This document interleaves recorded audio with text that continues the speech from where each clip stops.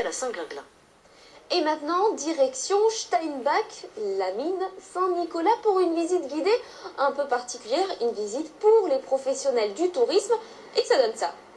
Premier éductour pour cette vingtaine de professionnels du tourisme, et c'est parti pour arpenter 220 mètres de galerie. Donc, s'ils voyaient que la veine était importante, ils allaient après au pied de la montagne et ils faisaient une galerie en direction du filon qu'ils avaient repéré en surface. Restaurateurs, hôteliers, commerçants, cuisiniers d'habitude au fourneau, aujourd'hui, ils sont au charbon et jouent les touristes.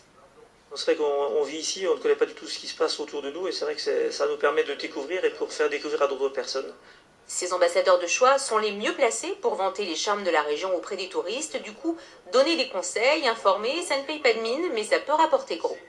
En termes de retombées directes, puisqu'ici c'est gratuit, il n'y en aura pas là, mais en revanche, ça peut valoriser justement les hébergeurs qui, au lieu d'avoir 70-80% de taux de remplissage, on espère qu'ils soient à 100, que les restaurateurs refusent du monde tellement que ce sera plein, que les terrasses soient pleines. Voilà, c'est ça le but aussi. Et que tous les artisans, tous les prestataires, tous ceux qui vivent de l'économie de plein et de loin, profitent de ces retombées-là, puisque Cernay est également une zone touristique.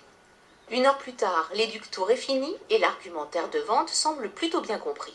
Ah là, maintenant, du coup, je pourrais vraiment bien en parler, leur expliquer comment ça marche, chez qui il faut s'adresser, et voilà, on va tâcher d'envoyer un maximum de personnes.